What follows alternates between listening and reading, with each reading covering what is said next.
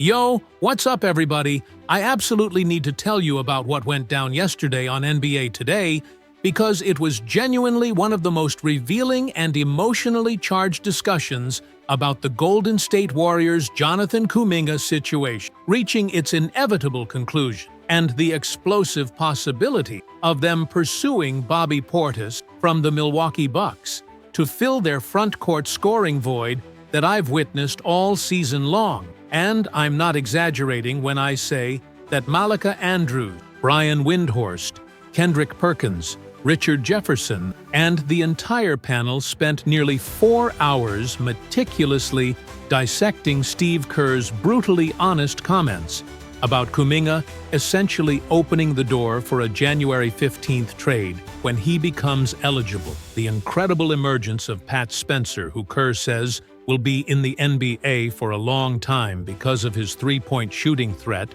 that opens up the entire floor, the upcoming matchup against Minnesota Timberwolves on Friday, where Steph Curry is trending toward playing after missing 2 games, and most explosively, this fascinating scenario where Bobby Portis could be the perfect target for Golden State, providing bench scoring and floor spacing with his 40.7% three-point shooting from last season, while also bringing championship experience from winning the 2021 title with Milwaukee. And the way they methodologically evaluated everything, from Kerr's acknowledgement that the fit with Kuminga has been problematic for years to how Bobby Portis already has familiarity with Steve Kerr from playing under him at the FIBA World Cup, to Spencer's transformation into a legitimate rotation player by becoming a three-point threat instead of living on mid-range shots, to the specific defensive matchup challenges Minnesota presents with Anthony Edwards and Julius Randle,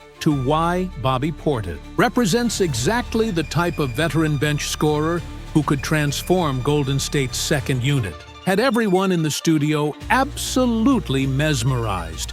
Because this isn't just about moving on from a disappointing young player. This is about the Warriors recognizing their championship window with Steph Curry is closing, and they need to pivot from development toward proven veteran production, with Bobby Portis potentially being the centerpiece acquisition that provides immediate impact. Hey, what's up everyone? Before we dive in, I need 1 second of your time. That like button right there?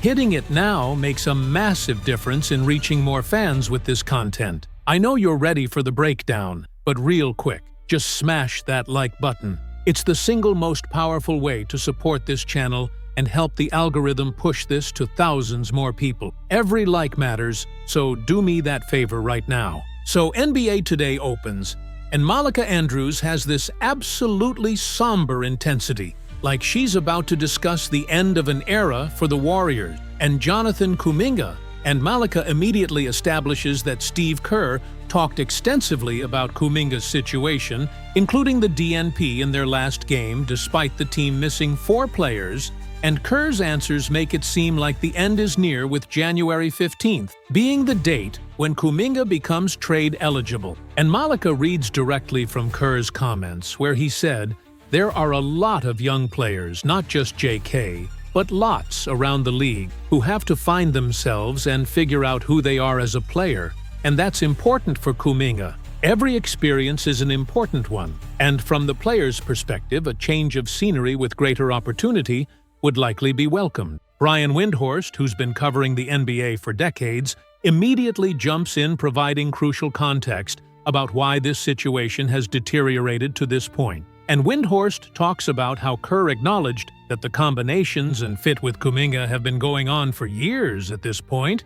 It's pretty obvious there are issues, and Kerr feels for Kuminga that he's been sort of at the whim of coaching decisions based on what Kerr wants to see from the team. And Windhorst reads more from Kerr, saying his desire for JK is to become the best player he can possibly be, regardless of where he ends up, whether it's in Golden State or elsewhere. And Kerr told his guys that there are so few players who end up playing for one team their entire career, it rarely happens. He played for 6 different teams himself, and none of us know what's going to happen with JK or with pretty much any of their guys, although he would advise Mike Dunleavy not to trade Steph Curry. Kendrick Perkins then makes what I thought was the most important observation about the psychological difficulty of being in Kuminga's position. And Perk talks about how Kerr said, "It's a really weird league and a weird business to be in, because you have to fully commit to the team you're playing for, knowing full well that team may trade you or cut you, and that's a really hard thing to reconcile as a player. But the sooner guys can recognize it, the better." And Perkins emphasizes that the guys who end up playing for a long time sort of figure that out and understand you can't just say, "Fine, I'll be a mercenary either." You really do have to commit to whatever group you're with. But if you're getting traded around and moved around, it's not an easy thing to deal with, especially if you've never been traded before. That first one is weird and difficult, according to Kerr, speaking from his own experience. But here's where the NBA Today discussion takes this absolutely explosive turn toward Bobby Portis. And Malika Andrews introduces the possibility of the Golden State Warriors making a blockbuster move to acquire Bobby Portis from the Milwaukee Bucks, to add that versatile scoring big man who can space the floor and provide championship-tested veteran production off the bench. And Malika gets really excited, explaining that Bobby Portis would be absolutely perfect for what the Warriors need right now, and throughout the entire rest of the segment, she repeatedly emphasizes Bobby Portis brings immediate bench scoring. Bobby Portis spaces the floor at an elite level. Bobby Portis has that championship pedigree from 2021, making it abundantly clear that this is a target the panel thinks makes tremendous strategic sense for Golden State's current situation. Richard Jefferson then provides this brilliant tactical breakdown of why Bobby Portis specifically would be so valuable for the Warriors' second unit.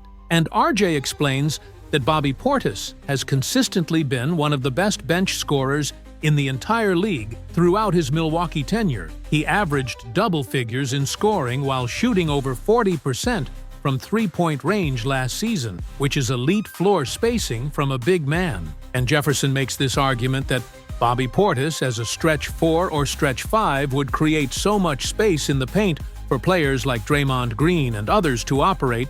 Defenses couldn't sag off him or help as aggressively because he's a legitimate three-point threat who will make you pay if you leave him open. And RJ keeps saying Bobby Portis transforms their bench offense.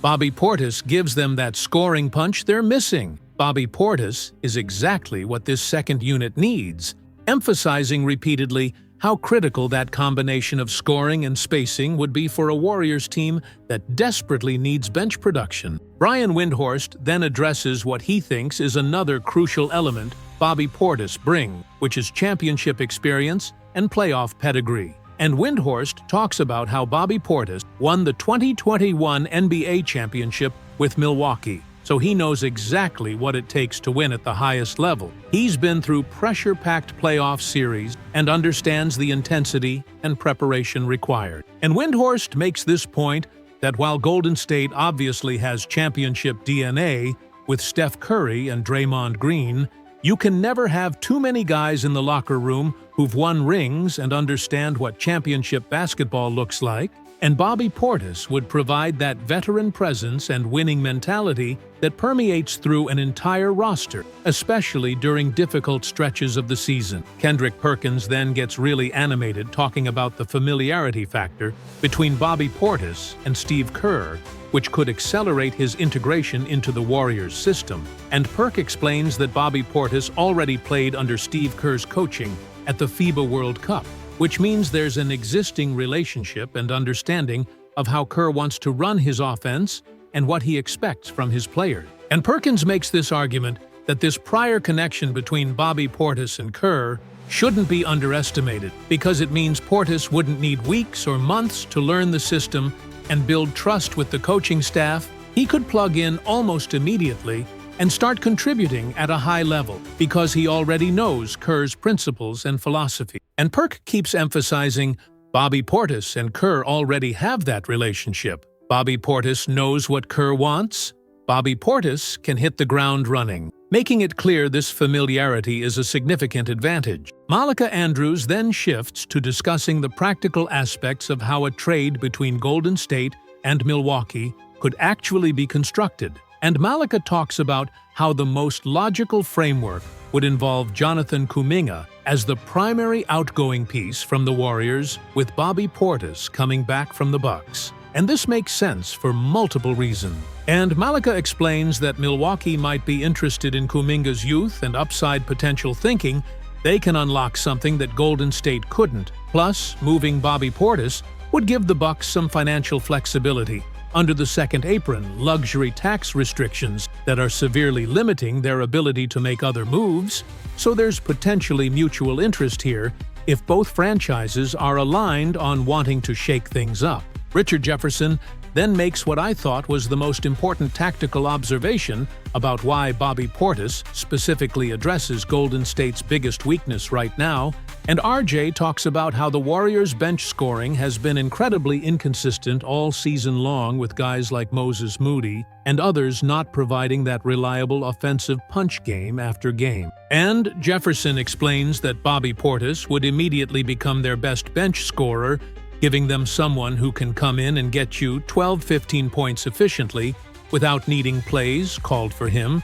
He can score in the pick and pop, he can spot up for threes, he can crash the offensive glass and put back misses. He's just a natural scorer who makes life easier for everyone else in the second unit. And RJ keeps saying, Bobby Portis is that instant offense guy. Bobby Portis gives you consistent production. Bobby Portis is a game-changer for that bench unit, emphasizing how transformative he could be for Golden State's rotation depth. But then, Brian Windhorst brings up the Pat Spencer situation and how his emergence might actually make a Bobby Portis trade more feasible. And Windhorst talks about how Steve Kerr heaped tons of praise on Spencer, saying he's going to be in the NBA for a long time because he's transformed his game by becoming a legitimate three-point threat. And Windhorst reads from Kerr's comments explaining that Spencer's three-point shooting is what changed everything, because last year he didn't trust his shot and everything was a mid-range pull-up, but now he's stretching the floor, which opens up cutting lanes and makes the entire offense function better. And Windhorst makes this connection that if Spencer has proven he's a legitimate rotation player who can provide playmaking and floor spacing, that gives the Warriors more flexibility to trade other pieces, knowing they have viable backup options, and Bobby Portis' acquisition becomes easier to justify when you have other young players like Spencer stepping up and earning consistent minutes. Kendrick Perkins then talks about the broader roster construction implications of trading Kuminga for Bobby Portis. And Perk makes this argument that while Kuminga has tantalizing physical tools and upside potential, the Warriors are in win-now mode with Steph Curry in his late 30s, so they can't afford to wait years for Kuminga to maybe figure it out when they could have Bobby Portis providing immediate proven veteran production right now. And Perkins emphasizes that championship windows close faster than you think, and Golden State needs to maximize every remaining year of Curry's prime by surrounding him with guys who know how to win and can contribute at a high level consistently. And Bobby Portis checks all those boxes as a championship-tested veteran who spaces the floor and scores efficiently. And Perk keeps saying, Bobby Portis helps you win now. Bobby Portis is proven. Bobby Portis is exactly what contenders need, making it abundantly clear he thinks this move would be a massive upgrade for Golden State's title chances. Malika Andrews then shifts to previewing the upcoming matchup against Minnesota Timberwolves on Friday, where Steph Curry is trending toward returning after missing 2 games. And Malika talks about how this is the same Timberwolves team that knocked the Warriors out in the playoffs last season, with Anthony Edwards leading the way, averaging 28 points per game. And Malika reads the roster showing it's virtually identical to last year, with Julius Randle averaging 22, Jaden McDaniels providing length and versatility, Naz Reid contributing off the bench, and former Warrior Donte DiVincenzo averaging 13 points. So Golden State will have their hands full, especially on the defensive end, trying to contain Edwards, who can absolutely take over game. Richard Jefferson then makes this fascinating observation about potential defensive matchups for Anthony Edwards. And RJ talks about how Jonathan Kuminga actually had some success guarding Edwards in last year's playoff series matching his length and athleticism and using his foot speed to stay in front on ball defense. And Jefferson raises the question of whether Steve Kerr will go back to that matchup if Kuminga is in the rotation, or whether we'll see more Moses Moody, who's only played 19 minutes in recent games, because someone needs to be tasked with slowing down Edwards, who's one of the most explosive scorers in the entire league. And RJ suggests that if the Warriors make a Bobby Portis trade before this matchup, or shortly after, it will fundamentally change their defensive versatility and rotation options moving forward, because Bobby Portis, while not an elite defender, brings size and physicality that can help in different matchup scenarios. What really struck me watching this entire NBA Today segment was how the panel seamlessly wove together the immediate Jonathan Kuminga trade situation with Steve Kerr essentially saying the end is near and January 15th is the date to watch. The surprising emergence of Pat Spencer as a legitimate rotation player who Kerr believes will have a long NBA career because of his three-point shooting and competitive fire. The upcoming challenge against Minnesota with Steph Curry likely returning. And, most importantly, this explosive possibility of Golden State pursuing Bobby Portis from Milwaukee to transform their bench unit with his scoring and spacing while leveraging the existing relationship between Portis and Steve Kerr from FIBA competition. And I think the clear consensus was that the Warriors are at a crossroads where they need to pivot from patient development toward aggressive win-now moves. And Bobby Portis represents exactly the type of championship-tested veteran who can provide immediate impact off the bench, solving their scoring deficiency in the second unit, while his 40.7% three-point shooting spaces the floor perfectly for Golden State's motion offense. So, if they can construct a Kuminga for Portis framework that satisfies Milwaukee's need for youth and financial flexibility, this could be the franchise-altering move that positions the Warriors as legitimate title contenders, rather than a middling playoff team hoping things eventually click.